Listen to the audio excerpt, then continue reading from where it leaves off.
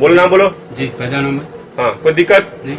100 काम करने के बोले, क्लिनिक क्यों मना जी, किया? बोले थे। मना किया जी क्यों? मेरा काम ये नहीं सर, क्या काम है तुम्हारा? Packing helper. पैकिंग हेल्पर है, जी। सिर्फ पैकिंग करोगे जी और कुछ नहीं करोगे? नहीं, और दूसरा कोई काम रहेगा करेंगे, ये संडास टॉयलेट साफ करने नहीं है। अच्छा, पैकिंग ये हेल्पर में। रूम है आपका, जी इसको साफ करोगे? जी।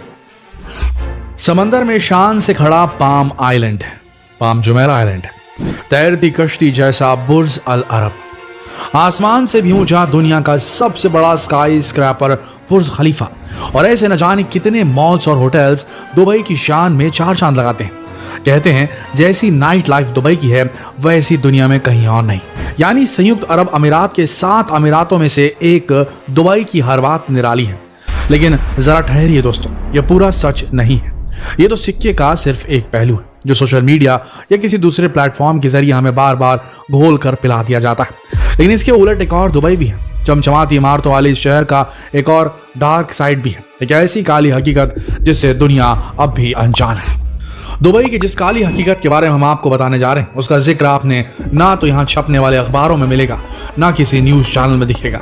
ऐसा इसलिए क्योंकि यूएई में प्रेस पिंजरे में बंद उस तोते की तरह जो अपने मालिक से जो सुनता है वही दोहराता है। यूएई के कानून के मुताबिक यहाँ की मीडिया, रॉयल फैमिली या सरकार की आलोचना तो छोड़ दीजिए, उनके फैसलों पर चू भी नहीं कर सकती। भले ही दुबई का सब कुछ टॉप क्लास नजर आता है, लेकिन यहाँ के लोगों की लाइफ कतई टॉप क्लास नहीं। और इसका सबसे बड़ा सबूत है यहाँ होने वाली ह्यूमन ट्रैफिकिंग, इलीगल ड्रग्स और प्रोस्टिट्यूशन के धंधों में लगातार हो रही बढ़ोतरी। वैसे तो यूएई में ह्यूमन ट्रैफिकिंग और प्रोस्टिट्यूशन के खिलाफ बेहद सख्त कानून है, लेकिन यहाँ आने वाले टूरिस्टों को खुश करने के लिए यहाँ के बाहर से आए भारतीय, बांग्लादेशी, पाकिस्तानी होटल्स के ओनर जो हैं, उनके मैनेजर जो हैं, वो खुलकर प्रोस्टिट्यूशन को बढ़ावा देने लगे हैं।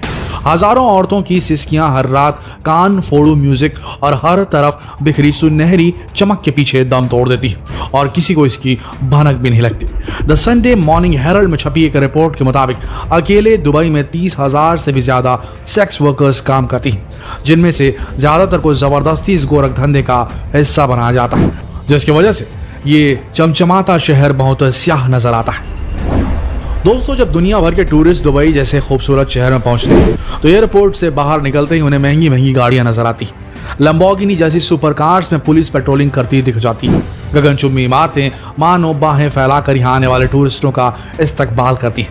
लेकिन तब किसी का ध्यान इस तरफ नहीं जाता कि ऊंची ऊंची इमारतों को बनाने वाले लोग, गरीब मजदूर कहाँ रहते हैं।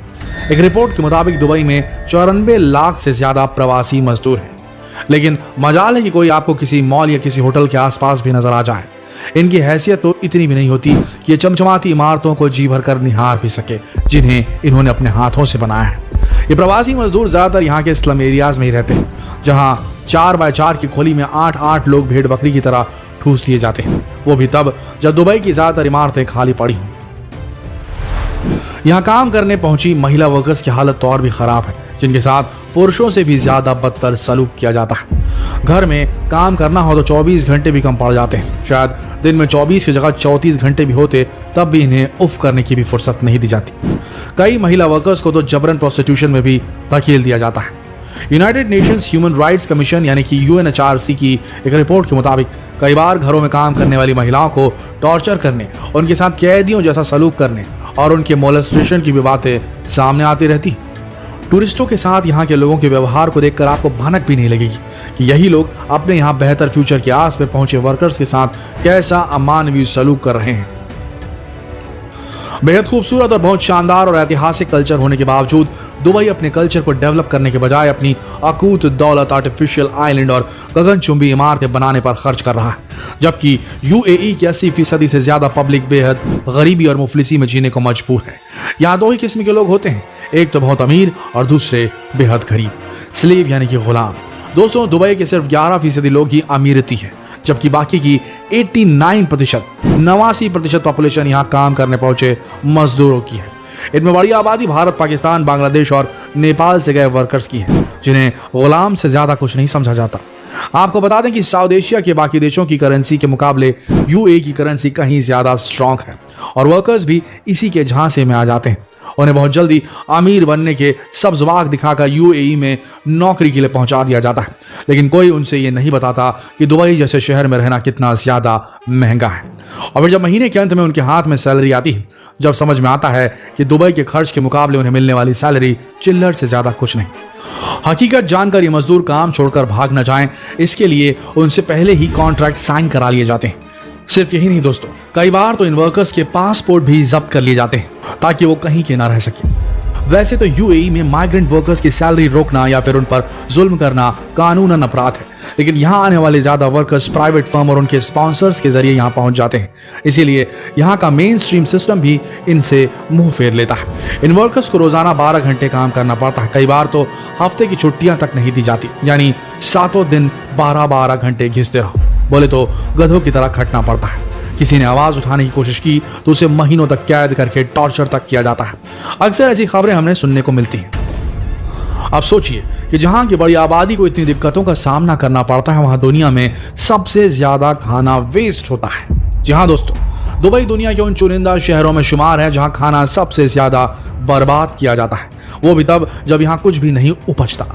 एक रिपोर्ट के मुताबिक दुबई में रोजाना 38% खाना बर्बाद हो जाता है।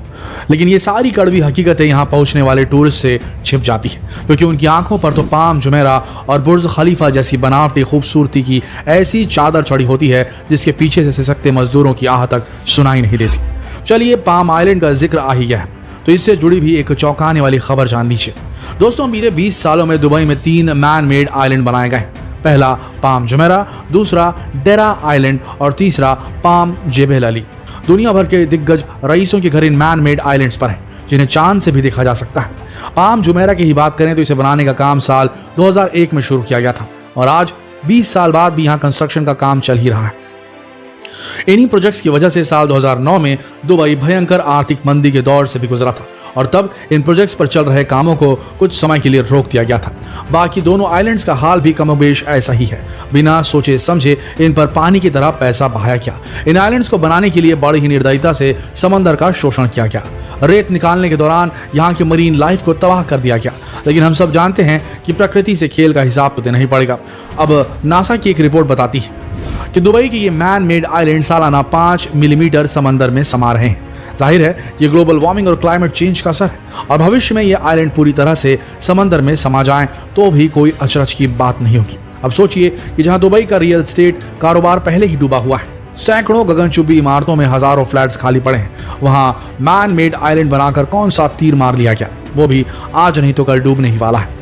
इससे तो अच्छा होता कि यहाँ की सरकार अपने लोगों की लाइफ को बेहतर बनाने पर ध्यान देती, उनका लाइफ स्टाइल सुधारती। लेकिन वो कहते हैं ना दोस्तों, हर चमकने वाली चीज सोना नहीं होती। बिल्कुल वैसे ही चमचमाती दुबई भी सोना कम कोयला ज्यादा है, जहाँ की काली सच्चाई को लोगों से छिपा कर रखा गया है। आप क्या सोचते हैं इस बारे में, हमें कमेंट करके जरूर बताइएगा। साथ ही दुबई की इस हकीकत से और लोगों को भी रूबरू करवाइएगा और उसके लिए शेयर कीजिए इस वीडियो को फेसबुक पर, व्हाट्सएप पर, यूट्यूब पर। मिलते हैं कल एक और दिलचस्प वीडियो में, तब तक के लिए आप सबका इस वीडियो के अंत तक बने रहने के लिए दिल से धन्यवाद।